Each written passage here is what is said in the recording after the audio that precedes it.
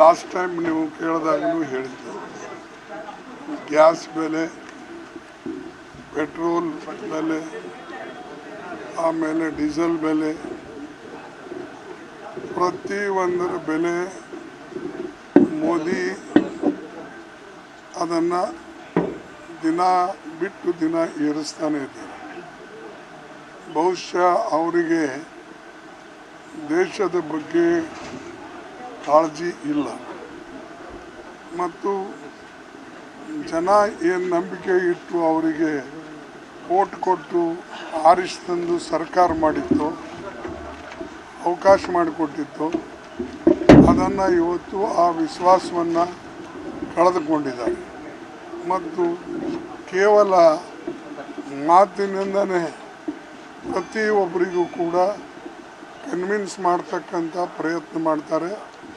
ಆದರೆ ಸಮಸ್ಯೆಗಳಿಗೆ ಪರಿಹಾರ ಕೊಡ್ತಕ್ಕಂಥ ಕೆಲಸ ಅವರು ಮಾಡ್ತಾಯಿಲ್ಲ. ಪ್ರತಿಯೊಂದಕ್ಕೂ ಕೂಡ ಅಪೋಸಿಷನ್ ಬೈಯೋದು ಅಥವಾ ಅಪೋಸಿಷನ್ದವರು ಯಾರೂ ಕೂಡ ಇವು ದೇಶಕ್ಕೆ ಹೆಲ್ಪ್ ಮಾಡ್ತಾ ಇಲ್ಲ ಅಥವಾ ನಮಗೆ ಸಹಾಯ ಮಾಡ್ತಾ ಇಲ್ಲ ನಮ್ಮ ಡೆವಲಪ್ಮೆಂಟ್ನಲ್ಲಿ, ಇಂಥ ಮಾತುಗಳು ಹೇಳ್ತಾ ಇದ್ದಾರೆ. ಅಪೋಸಿಷನ್ ಅಂತೂ ಯಾವಾಗಲೂ ದೇಶದ ಬಗ್ಗೆ, ಜನರ ಬಗ್ಗೆ ಚಿಂತೆ ಮಾಡಿ ಏನು ತನ್ನ ಕೈಯಿಂದ ಆಗಬೇಕು ಅದು ಎಲ್ಲ ಕೂಡ ಮಾಡ್ತಾ ಇದೆ. ಆದರೆ ಅವರು ಮಾತ್ರ ಇವತ್ತು ಯಾವುದೇ ಕಾರ್ಯಕ್ರಮಗಳನ್ನು ಜನರಿಗೆ ಹೇಳಿದ್ರು ಅವೆಲ್ಲನೂ ಕೂಡ ವಿಫಲಗೊಳ್ತಾ ಇದೆ. ಈವನ್ ರೂಪಾಯಿ ಬೆಲೆ ಕಡಿಮೆ ಆಗ್ತಾ ಇದೆ, ದಿನಕ್ಕೆ ದಿನ ಇನ್ಫ್ಲೇಷನ್ ಏರ್ತಾ ಇದೆ.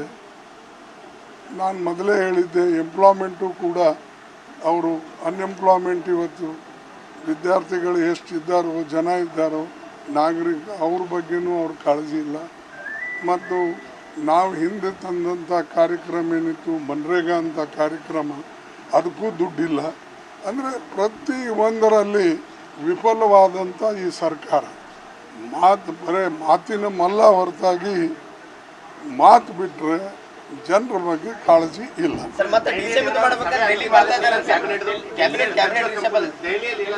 ನಿರ್ಭೀತ, ನಿಷ್ಪಕ್ಷಪಾತ, ವಿಶ್ವಾಸಾರ್ಹ ಸುದ್ದಿಗಳಿಗೆ ಮತ್ತೊಂದು ಹೆಸರಾಗಿರುವಂತ ನ್ಯೂಸ್ 18 ಕನ್ನಡ ಈಗ ಆಪ್ನಲ್ಲೂ ಲಭ್ಯವಿದೆ. ದಯವಿಟ್ಟು ಇಲ್ಲಿರುವ QR ಕೋಡ್ ಅನ್ನ ಸ್ಕ್ಯಾನ್ ಮಾಡಿಕೊಂಡು ಆಪ್ ಅನ್ನ ಡೌನ್ಲೋಡ್ ಮಾಡೋದಕ್ಕೆ ಮರಿಬೇಡಿ. ನಿಮ್ಮ ಬೆಂಬಲ ಹೀಗೆ ಸದಾ ನಮ್ಮೊಂದಿಗಿರಲಿ. ಧನ್ಯವಾದ.